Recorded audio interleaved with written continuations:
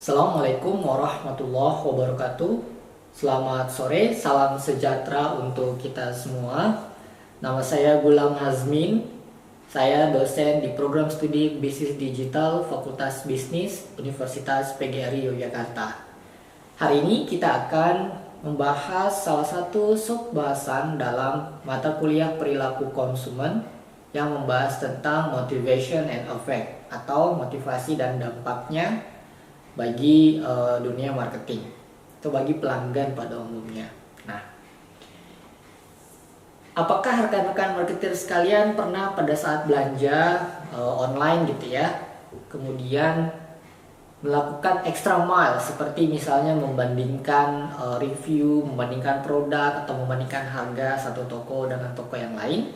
Nah, sampai to that extent, sampai pada saat itu, maka teman-teman sekalian, rekan-rekan marketer telah melakukan motivasi yang lebih. Karena ada beberapa pelanggan yang ketika sudah menemukan barang yang ingin dicari, maka langsung saja beli. Atau misalnya, apa yang memotivasi atau yang menyebabkan agar rekan-rekan marketer sekalian memilih untuk belanja online dan tidak belanja online? Beberapa jawaban mungkin terkait dengan karena tidak perlu harus mengunjungi wilayah tempat dia berjualan, atau bisa lebih cepat membandingkan harga, atau motivasi lain mungkin tidak ada produk yang serupa di kota atau tempat daerah Anda berasal, dan seterusnya. Nah, terlepas dari berbagai alasan yang mendorong Anda untuk melakukan pembelian online, kita sebagai pelanggan juga memiliki motivasi atau dorongan untuk memenuhi kebutuhan yang kita inginkan. Hal ini bisa digunakan oleh para marketer sekalian untuk dipelajari hal-hal yang berkaitan dengan motivasi atau apa yang mendorong agar orang melakukan pembelian, untuk digunakan sebagai landasan ilmu agar produk atau jasa yang kita jual bisa memenuhi kebutuhan atau need yang dimiliki oleh pelanggan-pelanggan kita. Hal ini akan kita bahas dalam pertemuan kita pada hari ini. Nah, motivasi sendiri adalah proses yang mendorong orang akhirnya untuk melakukan apa yang mereka lakukan atau berperilaku seperti apa yang mereka lakukan. Jadi motivasi ini terjadi saat keinginan kita akan sesuatu, kebutuhan kita akan sesuatu terangsang atau aroused, terstimuli begitu. Sehingga mau tidak mau kita harus memenuhi kebutuhan kita tersebut. Nah, proses kita untuk melakukan pemenuhan kebutuhan itu kita sebut dengan motivasi. Motivasi sendiri sebenarnya berkaitan dengan situasi atau keadaan di mana kita memiliki, kalau bahasa marketing adalah tension, kita memiliki ketegangan atau urgency dalam diri kita bahwa harus dipenuhi, harus dieliminasi keinginan ini, harus disanggupi. Jika tidak disanggupi, maka akan ada efek-efek atau dampak-dampak yang menyebabkan kita sebagai human tentunya merasa tidak nyaman gitu. Nah, the needs inilah yang menyebabkan kita termotivasi untuk melakukan pemenuhan kebutuhan tersebut. Nah, sebelum kita membahas lebih jauh tentang pemenuhan kebutuhan, maka ada kebutuhan-kebutuhan yang kita harus ketahui. Ada kategori kebutuhan yang memang kita sebagai human miliki. Yang pertama adalah utilitarian need. Utilitarian need adalah kebutuhan di mana kita mau mencapai atau kita mau memenuhi kebutuhan tersebut karena kita secara biologis atau kita secara benefit kita mencari. Kita harus diperlukan, harus dibutuhkan. Jadi kalau kita tidak memenuhi kebutuhan tersebut, maka rasa tidak nyaman atau rasa kesakitan atau rasa kelaparan bakal terjadi. Nah, utilitarian need ini berkaitan dengan fungsi kita sebagai makhluk biologis. Misalnya kebutuhan akan makan, kebutuhan akan minum begitu ya. Kebutuhan akan berpakaian dan seterusnya. Lalu ada kebutuhan yang kedua, yaitu hedonic need. Hedonic need ini adalah kebutuhan yang provoke atau yang muncul karena kita ingin merasakan. Karena kita ingin merasakan sensasinya atau kita ingin merasakan pengalamannya. Ini tidak serta-merta adalah kebutuhan yang wajib banget kita penuhin. Kalau kita nggak penuhin maka kita akan kelaparan gitu. Tapi ini lebih ke pemuasan nafsu kita atau kebutuhan kita akan sesuatu yang sifatnya intangible, yang tidak bisa kita rasakan gitu. Misalnya, kalau kebutuhan utilitarian adalah makan nasi begitu ya, atau bisa makan nasi dengan telur gitu. Tapi kalau kebutuhan hedonik adalah makan nasi dengan telur di tempat yang bintang 5 atau di tempat yang mahal atau dengan chef terkenal. Nah, itu adalah hedonic needs. Jadi yang kita puaskan adalah experience-nya atau sensasinya gitu. Nah, utilitarian need misalnya juga teman-teman itu ingin berbadan sehat. Kalau tidak sehat maka akan ada komplikasi penyakit begitu. Maka need-nya adalah teman-teman harus melakukan ritual atau kegiatan-kegiatan yang mendorong agar tubuh kita sehat. Dalam hal ini misalnya kita pergi ke gym atau kita berolahraga begitu ya. Jadi ada goals yang mau kita reduce, ada goal yang mau kita penuhi begitu untuk memiliki badan yang sehat, memiliki badan yang fit begitu. Nah, kalau hedonic needs lebih ke pemuasan nafsu secara fantasi, secara keinginan atau secara nalar yang sebenarnya kalau kita tidak melakukan, tidak memenuhi kebutuhan hedonik tersebut pun tidak masalah sebenarnya. Hanya saja value yang mau kita angkat itu lebih bersifat rasa gitu, perasaan gitu. Kira-kira makan di tempat restoran mewah itu gimana sih rasanya? Apakah beda atau apakah sama saja dengan restoran pada umumnya atau sebenarnya malah sama dengan masakan di rumah? Tapi saya mau ke sana karena saya ingin berfoto gitu, saya ingin melihat situasi dan suasananya seperti apa.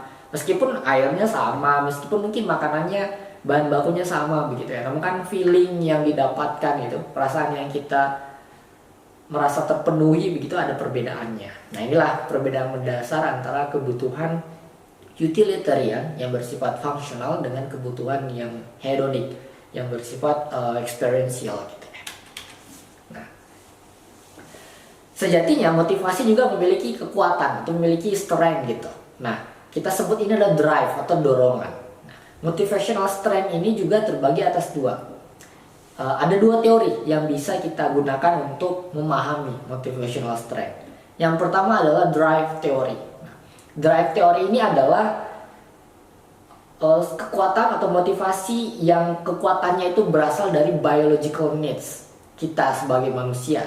Misalnya kalau kita lapar gitu, kita harus makan, urgent, kita harus penuhin rasa lapar ini. Kalau kita tidak memenuhi rasa lapar, maka kita akan kelaparan, kita akan sakit begitu, kita akan lemah begitu. Atau perut kita yang tiba-tiba bergemuruh karena kita belum makan dari pagi. Nah, ini harus dipenuhi. Sedangkan kalau expectancy theory itu lebih ke kita mau memenuhi kebutuhan hanya karena kita ingin merasakan positivity-nya atau kita ingin merasakan sensasinya.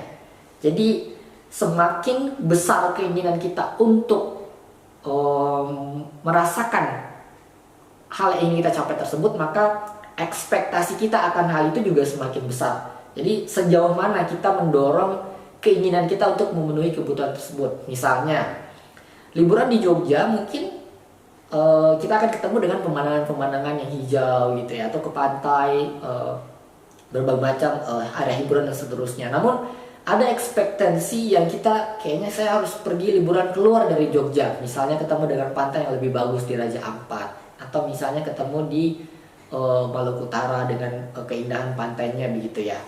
Tapi sama-sama sebenarnya tujuannya adalah liburan ke daerah pantai atau yang berair gitu. Nah, perbedaan ekspektasi antara air di Jogja atau pantai di Jogja dengan pantai di daerah Raja Ampat itu yang mendorong kekuatan motivasi kita untuk memenuhinya. Seperti itu. Sama juga dengan drive theory. Kita menginginkan keadaan homeostatis di mana balance kita dari rasa lapar kita harus penuhi agar kita kenyang lagi atau kita jadi nyaman lagi. Nah, semakin lama Anda lapar atau semakin lama Anda merasakan kekurangan atas kebutuhan tersebut, maka semakin besar motivasi Anda untuk memenuhi keinginan tersebut atau drive atau dorongan tadi. Atau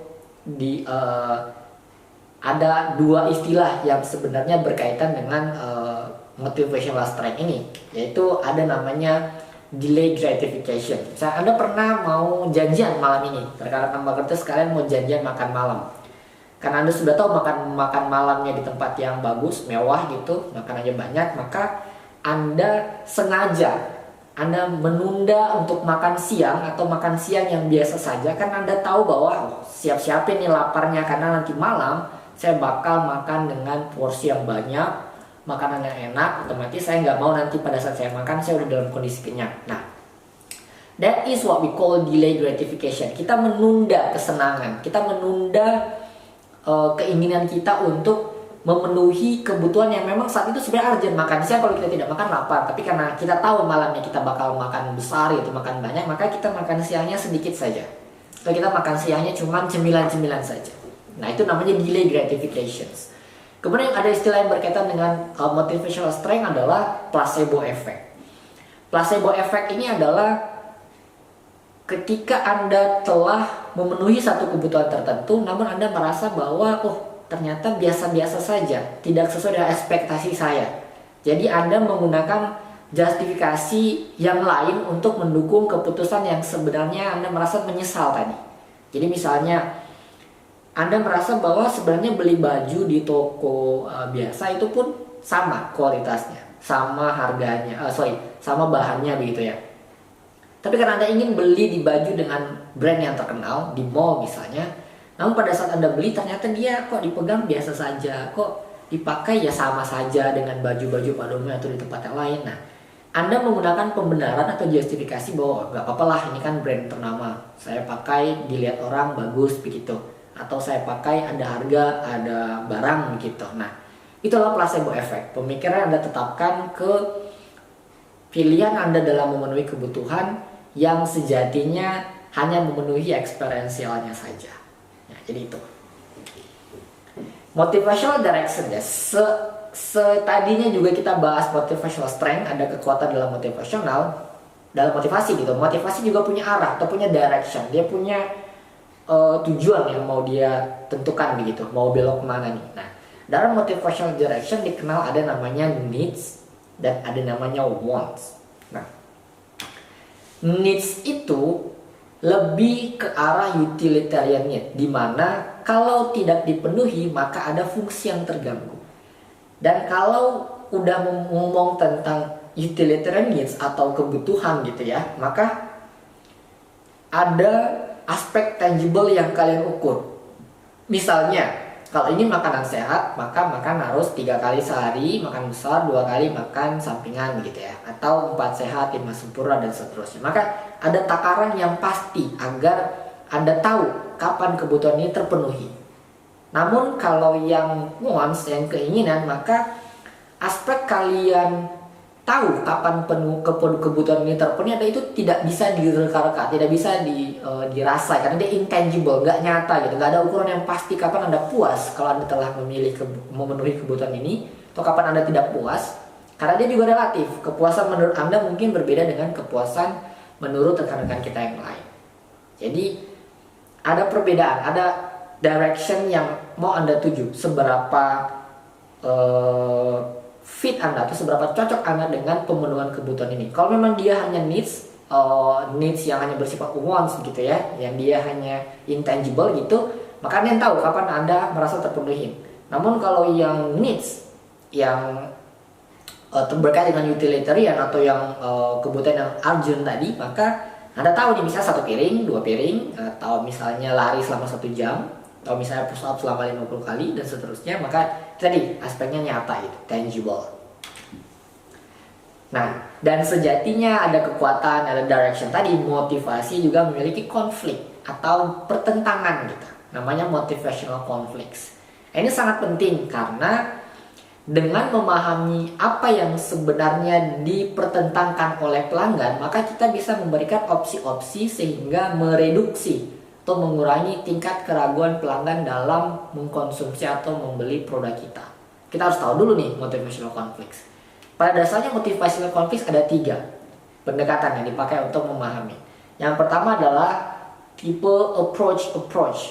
Nah, tipe approach ini adalah tipikal konflik yang sama-sama diinginkan, hanya saja terjadi kebingungan dalam pemenuhannya. Nanti akan kita bahas.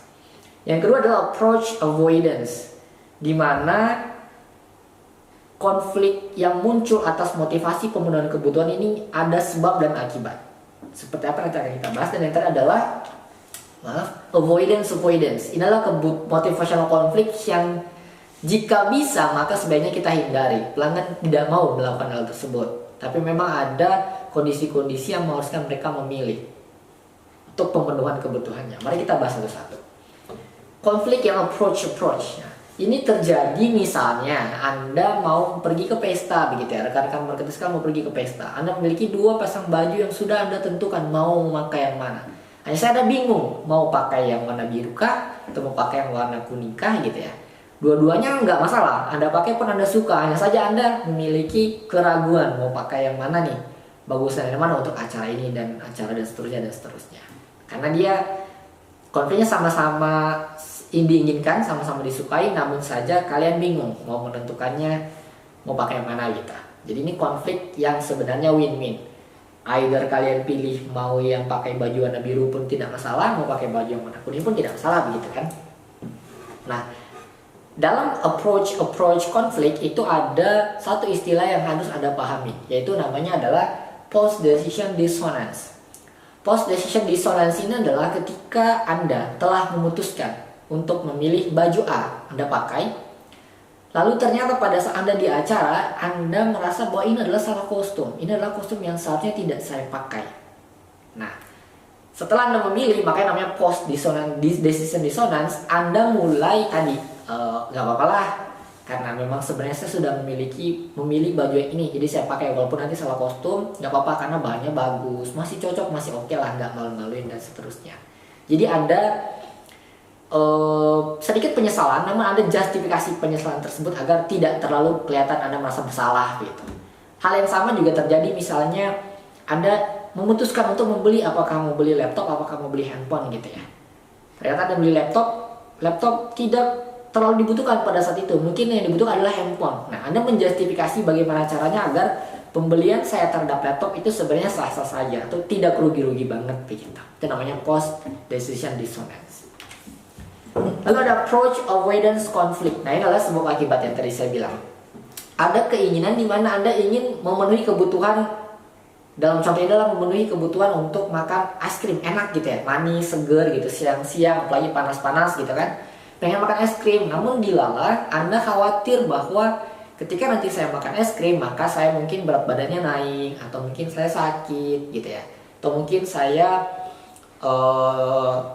harus mengeluarkan uang padahal saya bisa minum air es saja dan seterusnya. Jadi ada keinginan yang harus dipenuhi, namun juga ada konsekuensi yang akan Anda terima. Maka ada konflik, bingung, aduh gimana ya, makan apa enggak ya gitu ya, atau harus makan sekarang atau bisa ditunda nanti ya, atau kalau saya makan ini uangnya nanti habis nih, nggak bisa buat yang lain. Nah, itu ada konsekuensi yang Anda pikirkan saat Anda ingin memenuhi salah satu kebutuhan Anda. Itu namanya adalah approach avoidance conflict. Anda mau gitu memenuhi kebutuhan, tapi Anda juga ingin menghindari sebab atau konsekuensi dari akibat dari pemenuhan kebutuhan yang Anda lakukan. Yang terakhir adalah typical conflict, itu adalah avoidance conflict, di mana seandainya saja kejadian ini tidak terjadi, Anda mungkin akan menghindari kejadian ini. Jadi bingung, sama-sama mau memilih antara yang satu atau dengan lain, sama-sama rugi. Nah, Anda dalam keadaan tidak diuntungkan. Misalnya Anda memiliki mobil yang katakanlah udah cukup tua gitu, tapi dia sangat elegan, sangat bagus, ada nilai historinya, ada kenangan dan seterusnya ya. Anda harus memilih apakah harus memperbaiki dengan biaya perbaikan, harus mencari onder deal lama gitu, klasik begitu ya, atau Anda harus mencari spare part kesana kemari, atau gak usah lah, saya gak usah perbaikin mobil yang lama ini, kalau dia udah rusak aja, saya beli baru aja gitu. Walaupun beli baru tapi sama, Anda akan mengeluarkan cost. Jadi Anda bingung antara mau memperbaiki mobil dengan biaya, dan juga atau mau beli mobil baru yang juga dengan biaya, dengan berbagai macam risiko dan konsekuensi yang telah Anda pertimbangkan satu-satu. Nah, itu tadi 3 bentuk konflik. Ada approach, ada approach avoidance, lalu ada avoidance conflict. Lalu bagaimana kita mengklasifikasi needs dari pelanggan atau konsumer kita gitu, atau pengguna produk atau jasa kita? Nah, ada 2 teori yang biasanya digunakan oleh para marketers pada umumnya. Yang pertama adalah Murray's psychogenic needs, lalu yang kedua adalah Maslow hierarchy of needs. Nah, Di kesempatan kali ini saya akan menjelaskan tentang Maslow Hierarchy Needs. Kalau mungkin Anda sudah familiar dengan bentuk seperti ini, nah menurut Maslow, kebutuhan manusia itu dia seperti piramida begitu ya. Dia memiliki tatanan khusus, dia memiliki struktur khusus, di mana jika Anda ingin memenuhi kebutuhan yang paling tinggi, dalam hal ini adalah aktualisasi diri atau self-actualization, maka Anda harus penuhi dulu nih kebutuhan-kebutuhan dasar atau fisikal, misalnya makan dulu deh, atau lapar dulu deh, pakaian dulu deh, baru ngomong self-aktualisasi gitu ya. Nah, jadi menurut Maslow, kebutuhan manusia itu ada tingkat-tingkatannya. Dan setiap kebutuhan, sebelum naik ke kebutuhan yang lebih tinggi di atasnya, maka dia harus memenuhi dulu kebutuhan yang di bawahnya. Misalnya ada psychological needs, lalu ada safety. Setelah kita memiliki tempat tidur, itu makan atau minum gitu ya, maka kita memikirkan kebutuhan berikutnya, yaitu safety atau keamanan. Misalnya perlindungan, protection rumah gitu ya. Lalu setelah safety dipenuhi, maka kita akan lanjut ke kebutuhan yang ketiga, itu belongingness atau rasa dimiliki, rasa dimiliki begitu, kepemilikan atau rasa kita bersama-sama atau rasa ingin dicintai gitu, ingin disukai, persahabatan gitu. Jadi menurut Maslow, kalau kamu belum makan, belum minum, jangan mikirin dulu deh persahabatan, cinta gitu, mending penuhin dulu deh kebutuhannya gitu. Lalu ada ego needs, misalnya rasa prestis diri gitu, status gitu ya, jabatan gitu ya. Otomatis sebuah kebutuhan di bawah ego needs harus dipenuhin dulu nih, baru bisa naik ke kebutuhan yang ego needs. Kalau yang terakhir adalah self-aktualisasi diri tadi, apakah mau sosial, mau beribadah kepada Tuhan, mau fokus ke agama dan seterusnya. Nah, namun ada perdebatan di kalangan para ahli. Maslow needs ini sangat bersifat ke western atau ke barat-baratan, di mana kebutuhan ini mungkin masih make sense untuk orang di sana. Bahkan untuk orang western pun tidak semua kebutuhan harus dipenuhi terlebih dulu untuk memenuhi kebutuhan yang lain gitu. Nah, apalagi di bagian Eastern gitu atau bagian Asians, teori Maslow ini teori tentang kebutuhan dari pelanggan atau human ini sebenarnya bukan bersifat ke piramida. Dia malah bersifat seperti bar begitu. Dia semua kebutuhan kita terhamparkan, kita butuh makan, butuh minum, kita butuh self-aktualisasi diri, self-actualization ya, atau aktualisasi diri. Kita butuh rasa aman, kita butuh dicintai, persahabatan dengan teman-teman. Dan kebutuhan-kebutuhan ini selalu akan ada di diri kita. Tidak mesti kita harus memenuhi kebutuhan akan diri, akan makan dulu, akan tidur dulu, enggak. Tidak mesti kita harus melewati beberapa kebutuhan dulu baru bisa memenuhi aktualisasi diri, enggak. Nah, menurut hemat beberapa peneliti bahwa teori Maslow tidak berlaku untuk beberapa kalangan. Kenapa? Karena itu tadi, tidak mesti semua kebutuhan harus berjenjang. Pada dasarnya kebutuhan kita tersedia di sana all the time gitu. Selama ini kita punya kebutuhan masing-masing, cuman hanya saja tingkat pemenuhannya berbeda. Misalnya, kalau kita sedang lapar, maka kita akan mencari pemenuhan kebutuhan akan makanan gitu ya. Namun kalau kita sudah kenyang, ketika kita mau mengaktualisasi diri dengan misalnya beribadah, oke-oke saja gitu.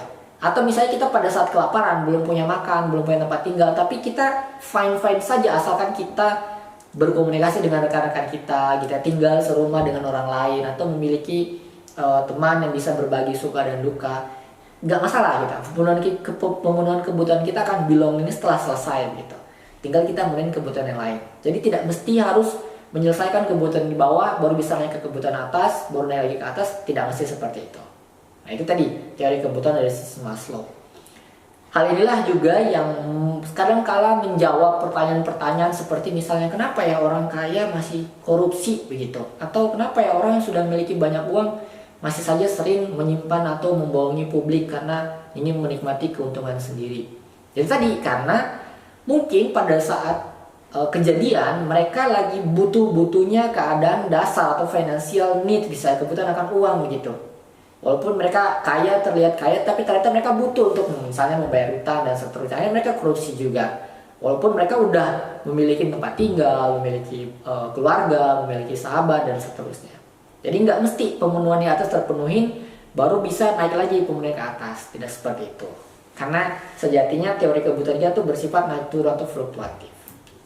Itu untuk teori kebutuhan Maslow. Nah, setelah kita tahu kebutuhannya tadi, maka konsumer itu mengalami experience atau mengalami pengalaman untuk merespon produk atau jasa atau pesan yang kita tawarkan kepada mereka. Nah, setelah mereka menggunakan produk atau jasa ini, maka mereka akan menghasilkan yang namanya efek atau impact dari hasil penggunaan produk atau jasa tadi. Emosi mereka yang langsung menerima tadi produk atau jasa tadi, lalu ketika mereka langsung melakukan evaluasi atas produk atau jasa setelah mereka konsumsi, itu namanya efek atau efek gitu. Itu kita bisa dibilang impact atau dampak gitu. Nah, efek sendiri itu dia memiliki berbagai, ada 3 tingkatan atau level of emotions, emotional experience. Yang pertama adalah evaluations, yang kedua adalah mood, dan yang ketiga adalah emotions itu sendiri. Bedanya di mana? Bedanya adalah di tingkatan emosionalnya. Saya jelaskan.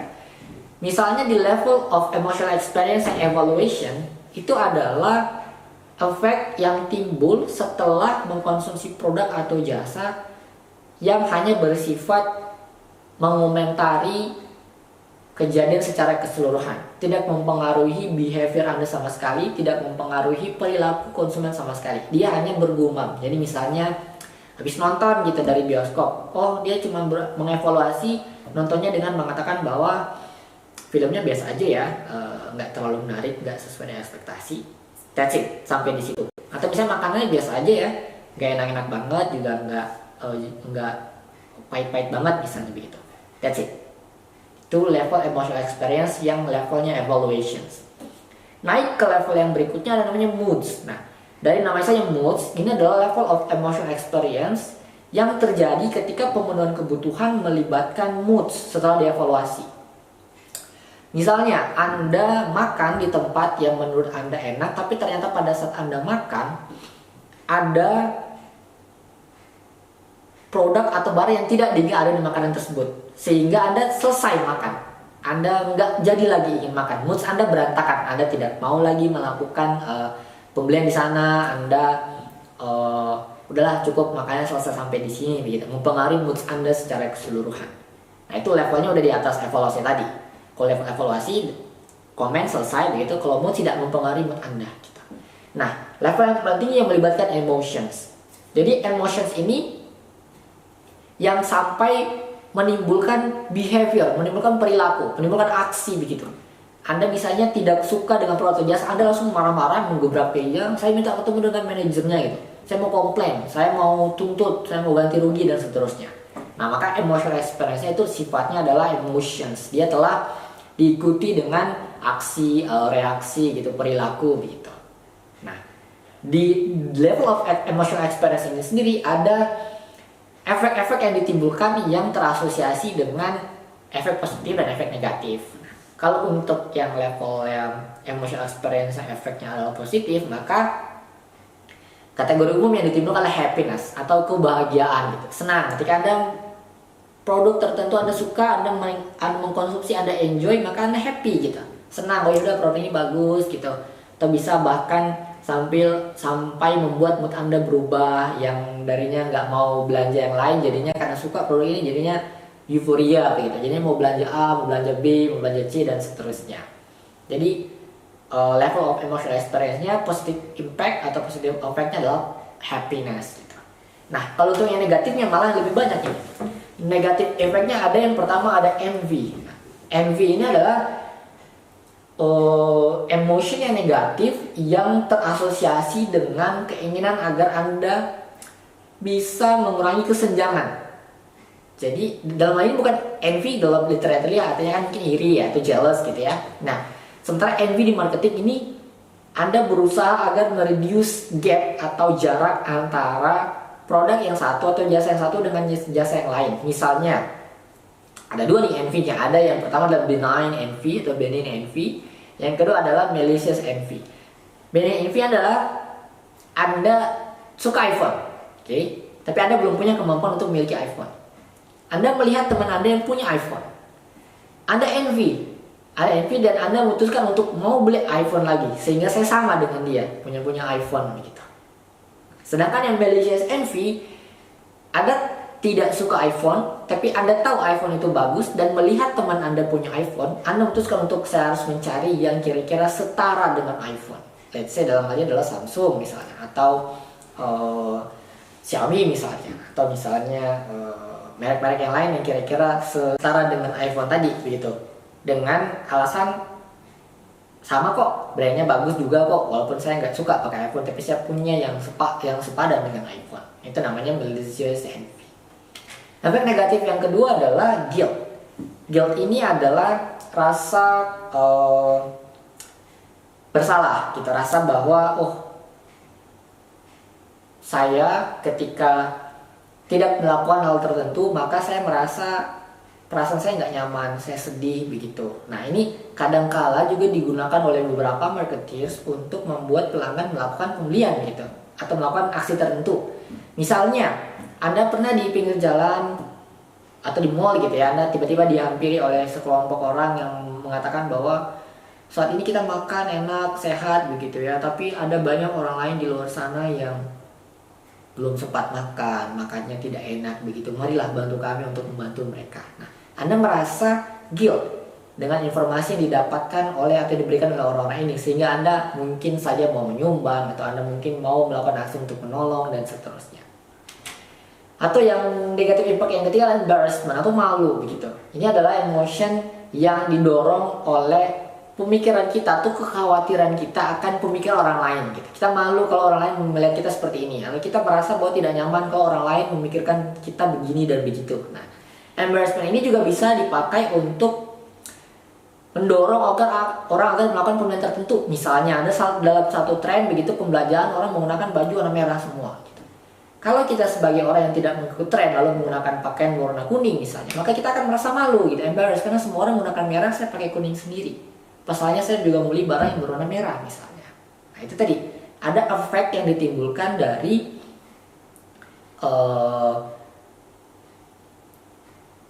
marketing tadi yang bisa digunakan oleh para marketers untuk mendorong orang agar melakukan pembelian gitu. Jadi efek dengan motivasi yang saling berhubungan seperti itu.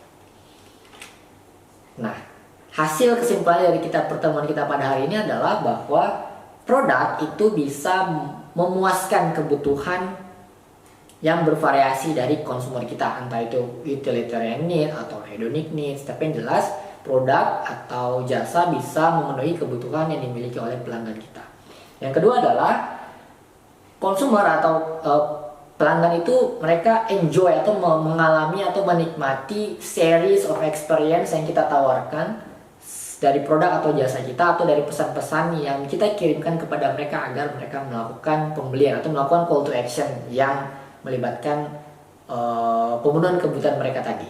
Jadi mereka menikmati, mereka enjoy. Coba nanti pada saat mereka experience produk atau jasa tadi, maka ada efek-efek yang ditimbulkan dari proses pemenuhan kebutuhan tadi.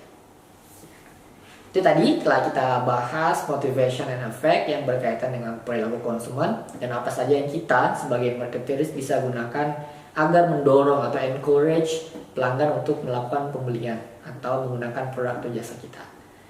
Di lain kesempatan kita akan bahas perilaku konsumen untuk sub bahasan yang lain. Terima kasih atas perhatian rekan-rekan marketers sekalian. Kita akan ketemu lagi di lain kesempatan. Assalamualaikum warahmatullahi wabarakatuh dan selamat sore.